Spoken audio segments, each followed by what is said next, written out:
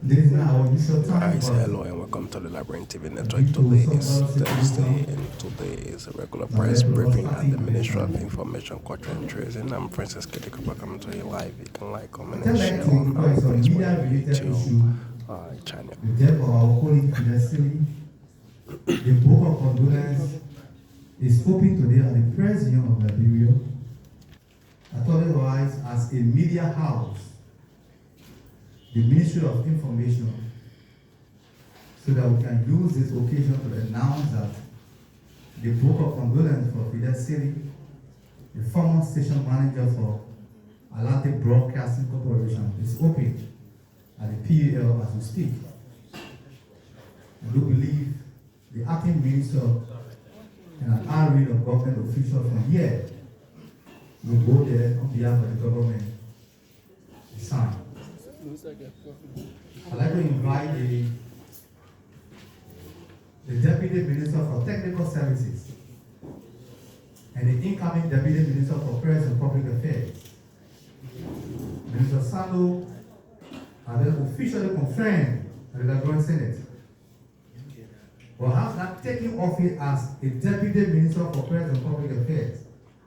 So I will still title him as the Deputy Minister for Technical Affairs, who have the oversight responsibility on the press conference, who will come and make his introductory comment, after which he will officially introduce to your audience, Mr. Sando.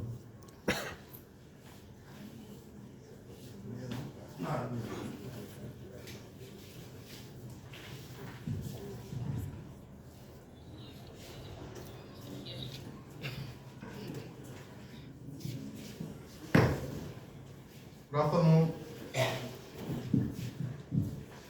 ladies and gentlemen of the press. We again are grateful to have all of you here in the historic Charles Brown conference room to do the job that we are here to do. The MEGA regular press briefing is pleased to have you here. Today we have Mr. Richard Kafwan, and Mr. Richard Kafwan is the Director General of the Liberia Institute for Statistics and Geoinformation Services. This is the first time here. I'm sure he's here to share some very important updates with you. The Statistics House is a very important area, and we are happy to have Mr. Richard Kafwan. When he mounts the podium, he will coordinate, introduce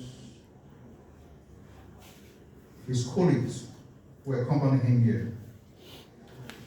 We like to recognize Mr. Johnny Takwa, the IT Minister of Information, my colleague Matthew Yemplu, Assistant Minister for Media Services. And before we invite Mr. Kafwan to the podium, we'd like to speak on two issues. As you may be aware, President Boķia and a number of officials of government have arrived in Canada, where they are to attend an investment forum on Liberia. It is important to note that the forum is happening today in Toronto, Canada. It is organized by the National Investment Commission and the Liberia International Business Group, a group called the QE24 Group of Companies, which also operates in Canada. We'd like to add that the President and his team departed the country on Tuesday evening and are expected back in early October. These forums, similar to recent one that was held in China, are intended to showcase Liberia as an attractive destination for investment. The government alone cannot develop Liberia. The government counts on the support of local and international investors to help our efforts to provide our people with the needed jobs they need to make a decent living. And the message that our president is taking across the world at these various investment forums is that Liberia has enormous potential in a variety of sectors, including energy, tourism and hospitality, agriculture and education, among others. The president's message is clear that the general business environment in Liberia is good and healthy, and that investors should come to Liberia. This is a message that the team is promoting at the Liberia Investment Forum in Canada. From Canada, our president, His Excellency President Boķia, and his team will head to the United States to attend the UN General Assembly on tomorrow, Friday, where the president is expected to address that war body for the first time as President of the Republic of Liberia. The president before has addressed for a couple of times when he was vice president to former President Salih, but this time will be the first appearance at the UN General Assembly in his capacity as President of Liberia. As a government, we are particularly excited about the President's address to this year, the 79th session of the United Nations General Assembly. As we all know, Liberia is a huge beneficiary of the UN's goodwill. During the years of our civil war, the UN and the world spent billions of dollars, and countless number of lives were lost in the effort to restore sanctity, peace, and dignity to our country. In a few years after our own civil war, Liberia has become a contributor to the United Nations peacekeeping efforts around the world. It is important to note that a Liberian contingent was deployed in Mali, and we are always ready to advance world peace. This is the reason why we are excited that this year Liberia is lobbying on the world stage for a non-permanent seat at the level of the United Nations Security Council. The seat will solidify our international stature as a respected member of the global community, committed to the ideals of the United Nations, and committed to advancing world peace and security. The President will also be sending a message of hope that Liberia is becoming a strong democratic nation, guided by the rule of law, and that the world can count on us. From the United Nations, President Boķia and his team, the Interride, will head to the Republic of France for another engagement on his way back home. We will continue to provide the public and our media friends with activities of the president while he's abroad, and during the period of his stay abroad, we'll update you accordingly on every activity that the president will undertake. That being said, let me now conclude by saying that the government would like to clarify that policy statements express presidential visions are not personal promises, as some civil society groups who have the Liberian people believe. I show you all follow the news and their efforts by some civil society organizations to paint a distorted picture of the progress that the government continues to make. When President Boķia makes a declaration that he will or must achieve this, he is rallying the nation around a cause, and such a statement cannot be construed as a personal promise made by him. He rallies the nation around a cause. He summons the resources and powers of the state as its leaders. He does not make a personal or private promise. The statement he makes as such cannot be used to evaluate him as a person or the government capacity to deliver. President Boķia and the government's capacity and effectiveness to deliver must be evaluated based on the arrest agenda for inclusive development, and not any other so-called statement or declaration that has been attributed to the government. In our country, there appears to be a trend towards negativity against the image of the government.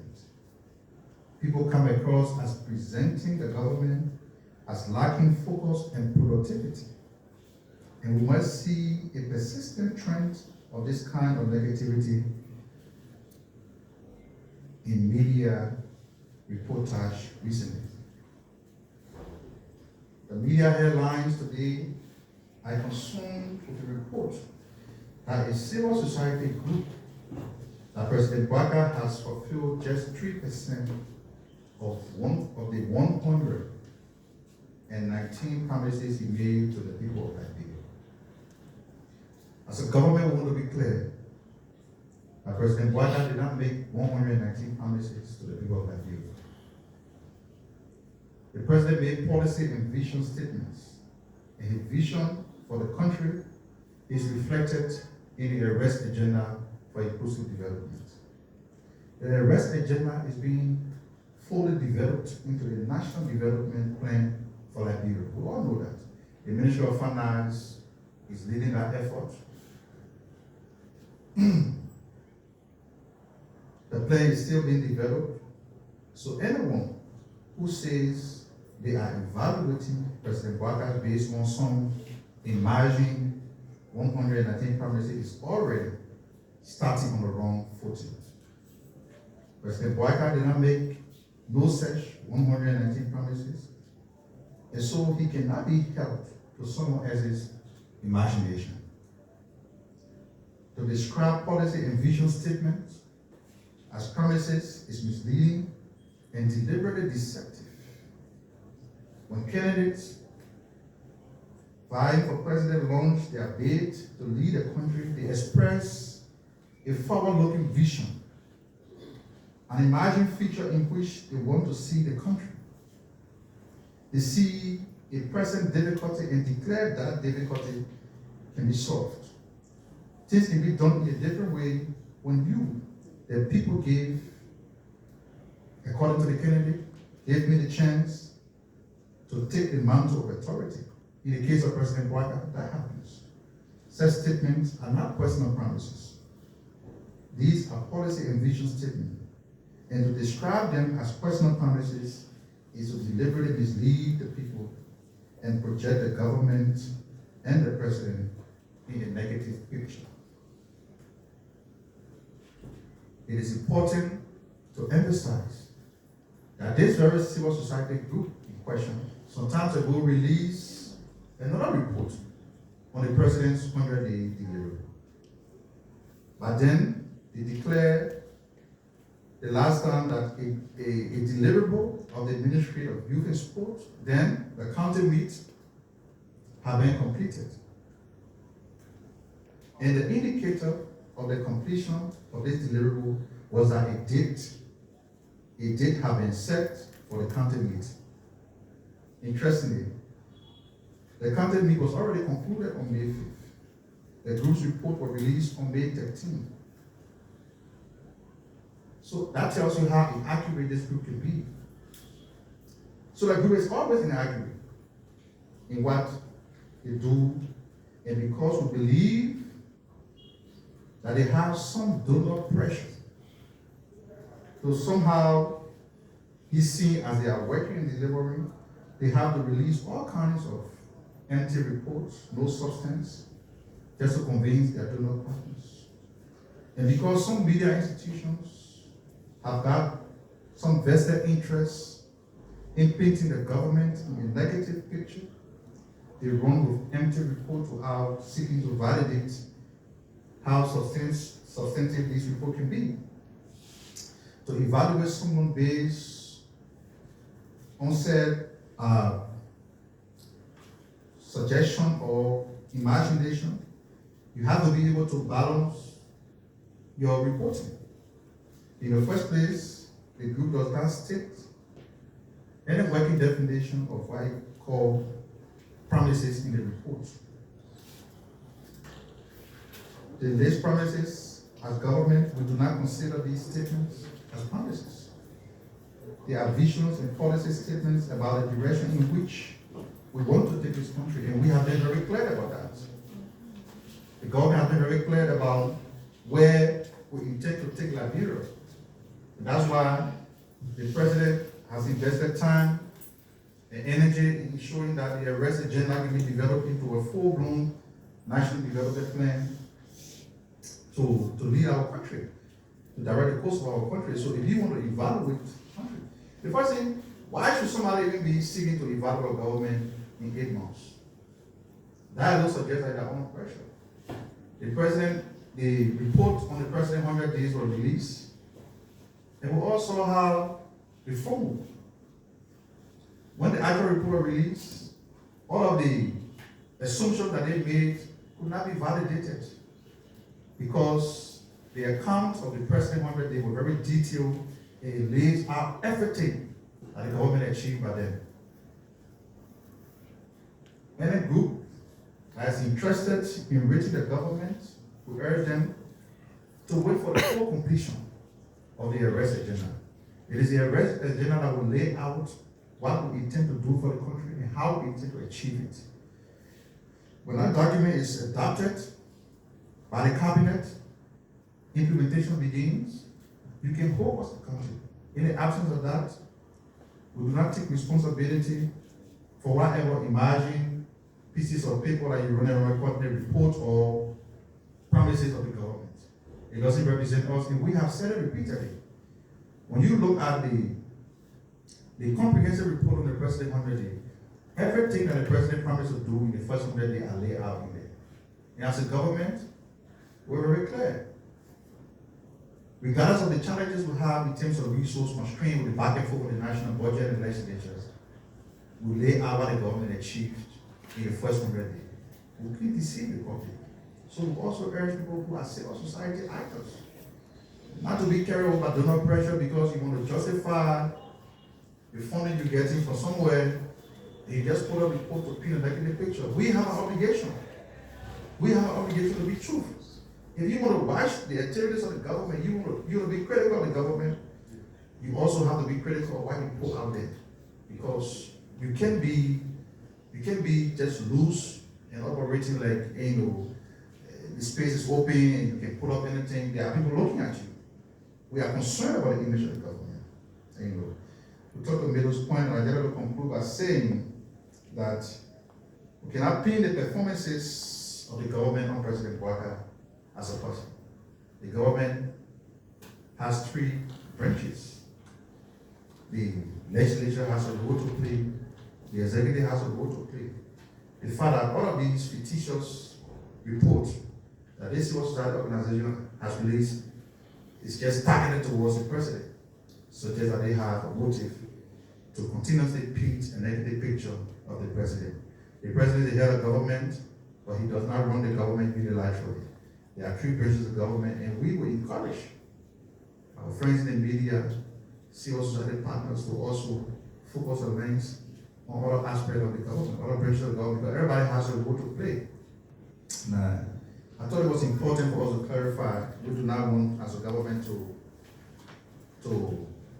kind of holding back on some of these things because it's important. Our international partners are watching. So for the record, no 119 promises, they are all imagined, they don't represent the government. If you want to evaluate the government headed by President Boķia, you have to do so on the arrest agenda.